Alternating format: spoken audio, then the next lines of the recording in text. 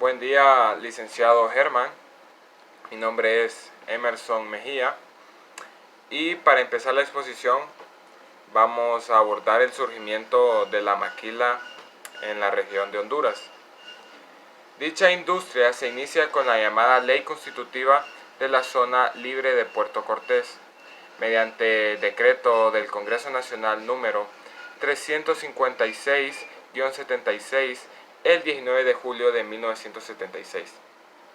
Posteriormente, el 9 de julio de 1979, se promulga otro decreto número 787, que extiende los beneficios de la ley ya antes mencionada, permitiendo a cualquier empresa con inversión privada que se puedan instalar en los municipios de Amapala, Tela, Choloma, Omoa y La Ceiba. Estos dos últimos decretos, de los cuales ya he hablado, constituyen el punto de arranque y despegue de la industria maquiladora en Honduras, dándole ese marco jurídico que necesitaban los inversionistas nacionales y extranjeros para así poder arriesgar su capital en la región de Honduras, surgiendo en diciembre de 1989 la zona libre Indelva y Zip Choloma, en el municipio de Choloma Cortés. El 20 de mayo de 1998 se publica en el diario oficial La Gaceta el decreto número 131-98, que extiende los beneficios y las disposiciones de la ley constitutiva de la zona libre de Puerto Cortés a nivel nacional, es decir, en todo el territorio, cambiando su nombre para uno más sencillo de pasar de ley constitutiva de la zona libre de Puerto Cortés por solamente ley de zonas libres.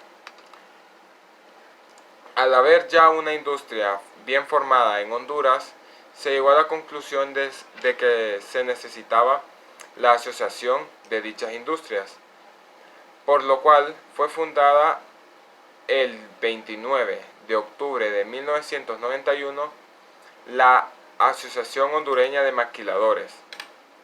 Dicha institución es privada, apolítica, no lucrativa, con personalidad jurídica propia para el fomento y desarrollo de las empresas maquiladoras del país. Esta tiene como visión asegurar la sostenibilidad y crecimiento de las industrias que están afiliadas, con el objetivo de mantener y generar fuentes de trabajo, así como también sus derechos laborales, que contribuyan a incrementar la competitividad del país y ayudar a la reducción de la pobreza en Honduras. Muchas gracias. Ahora conocemos un poco sobre el origen de la industria textil maquilera en Honduras, pero ahora tenemos que discutir una etapa muy importante sobre la misma. En 1998, Honduras fue azotada por el huracán Mitch. Este causó pérdidas materiales, estructurales, humanas y sobre todo económicas, que causó un retraso del 2% en todas las actividades económicas del país. Entonces aquí es donde la industria maquilera toma su papel. La expansión y fortalecimiento de la industria textil contribuyó grandemente a la reactivación de la economía en el país, sobre todo porque generaba empleos por montones y también generaba bastantes ingresos y egresos. Sobre todo, toda esta cantidad de empleos sustituía, por decirlo así, a los demás sectores, como ser el agropecuario, que resultó el más afectado. ¿Cuál era el sector agropecuario? Todos los cultivos de banano, de café, las pescas de camarones, todo esto fue afectado. Entonces la maquila aprovechó esta oportunidad generando empleos a miles y miles de familias y de individuos. Sabiendo eso, nos damos cuenta que la industria maquilera sustituyó la gran mayoría de fuentes de empleo que en ese tiempo quedaron atrás por el suceso del huracán Mitch. Esto llegó a ser bastante significativo porque se convirtió en la mayor fuente de empleo del país, sobre todo en el sector industrial. llegando a tener un valor de 300 millones de dólares, llegando a emplear más de 96.000 hondureños, beneficiando a más de 400.000 familias.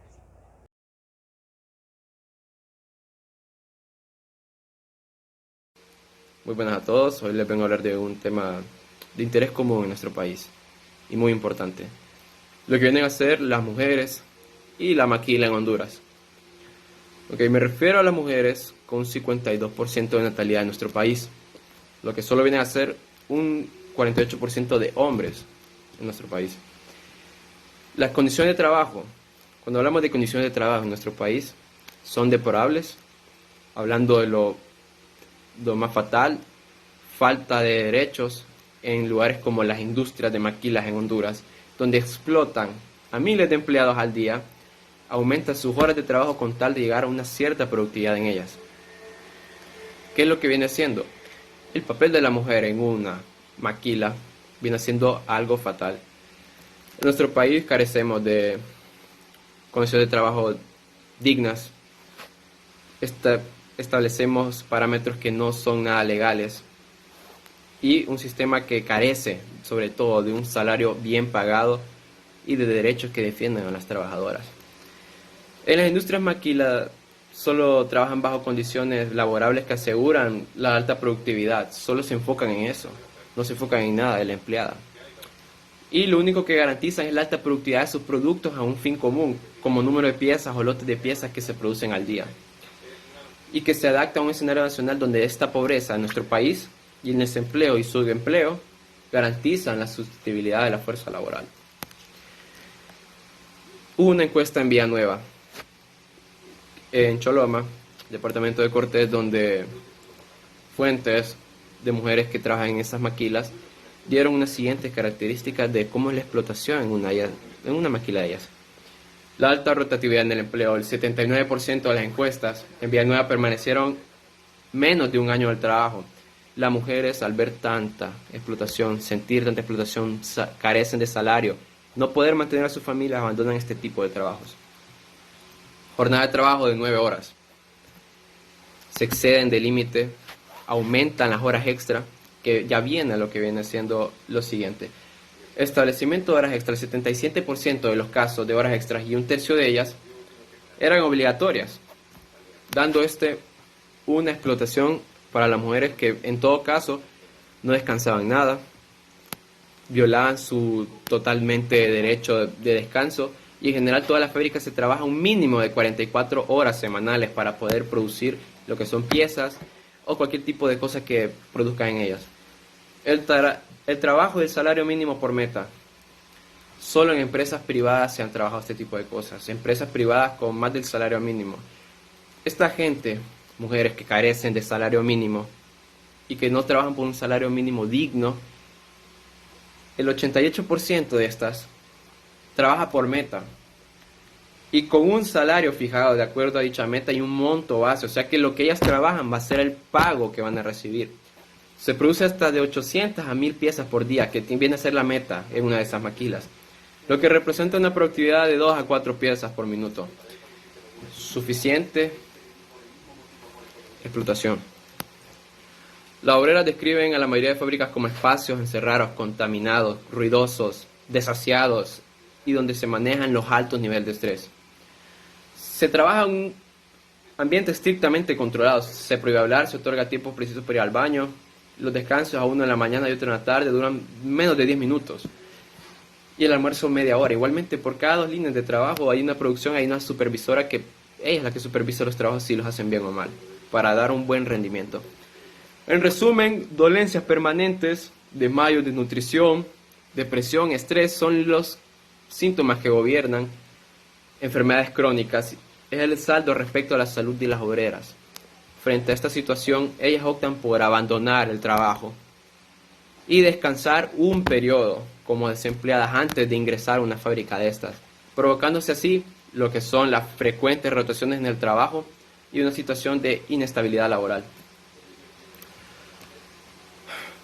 La violación de los derechos de las trabajadoras en Honduras. Venimos ya por terminar con lo que son las condiciones que se acaban de mencionar anteriormente. Las empresas desconocen los derechos de estas, porque no existe un código de trabajo en el país que lo permita. Lo que vienen siendo prohibición a organizarse en sindicatos, exigencia de una prueba de embarazo para obtener o permanecer en un puesto de trabajo, lo que viene siendo estas maquilas, que aunque una mujer esté en periodo de gestación, violan ese derecho, no dan tiempo de descanso ni nada de eso y sin paga. Negación del periodo pre y postnatal por maternidad. Muy famoso el despido por embarazo, horas extras obligatorias, maltrato verbal y físico, retraso en la incorporación de las trabajadoras del beneficio del seguro social. Estas trabajadoras no gozan de un salario mínimo. Tienen despidos injustificados y negación de permisos para atender a sus hijos cuando están enfermos. Hostigamiento y el abuso sexual muy famoso en este país y el trabajo continuo sin descanso.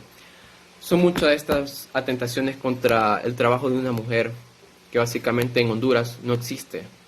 No existe ninguno de estos derechos que pueda usar una mujer en muchas de estas famosas maquilas. Las maquilas se instalan aprovechando las ventajas de las mujeres y la pobreza del país, básicamente. Y esto es súper preocupante, porque las maquilas, así como un empleado trabaja por ellas, la empresa también debería responderle. Y eso no está en el país dado. Buenos días, maestro. El día de hoy yo le voy a hablar acerca de lo que viene siendo la maquila en Honduras y las consecuencias que esta industria trae a sus trabajadoras. Si buscamos en nuestro buscador de internet el significado de la palabra maquila, nos encontramos que la palabra maquila se originó en el medioevo español para describir un sistema de moler el trigo ajeno, pagando al molinero con parte de la harina obtenida. En el norte de nuestro país, que es ahí donde se encuentran algunas de las principales empresas maquileras, nos damos cuenta de que la situación es muy diferente, ya que los molinos se convierten en grandes fábricas y el pequeño aspecto de intercambio con el molinero no existe, ya que la mayoría de textiles que producen las maquiladoras son exportadas a puntos remotos del mundo. En Honduras, las mujeres alcanzan un 52% de la población del país y el 87% de trabajadoras en la maquila son mujeres, puesto que en el país existen 248 empresas maquiladoras y estas generan 87.751 empleos directos y más de 500.000 empleos indirectos. Esto quiere decir que en nuestro país lo que viene siendo la industria maquilera es, por así decirlo, fuerte en esas zonas. Pero muchas de nuestras mujeres se sufren lo que viene siendo violencia laboral.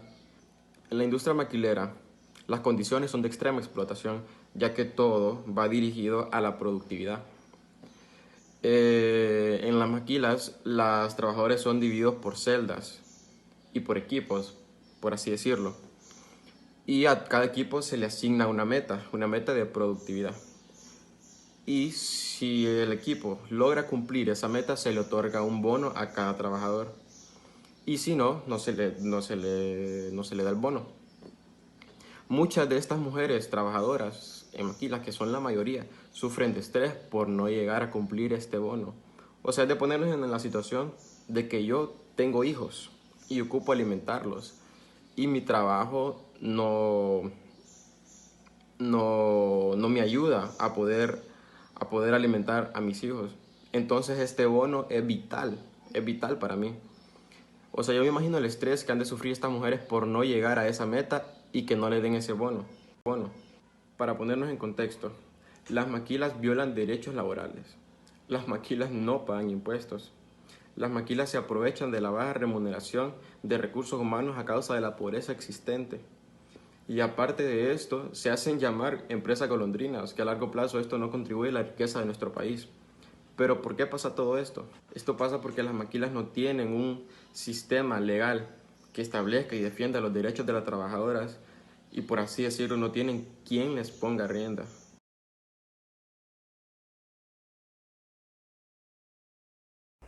Honduras se convirtió en uno de los principales exportadores hacia Estados Unidos, liderando a nivel centroamericano. Como mencionamos antes, en Honduras existe una zona industrial, la cual está ubicada en Cortés, principalmente en San Pedro Sula. Esta está ubicada aquí estratégicamente porque tiene un fácil acceso al puerto Cortés y al aeropuerto Ramón Villa Morales.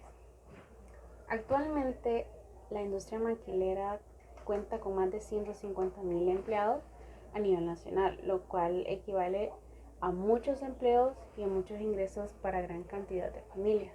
Pero esto se convierte en un apoyo o explotación laboral. Sabemos que en la industria maquilera todo es mayor producción, menor costo. Hemos tocado puntos sobre la falta de derechos que se tienen adentro de estas industrias o el maltrato que se le da a los empleados, en especial a las mujeres.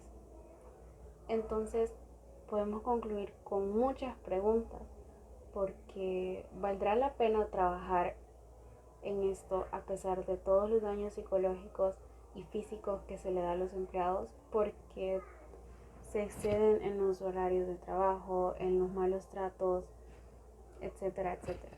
Entonces, ¿vale la pena un empleo o vale la pena la salud del hondureño?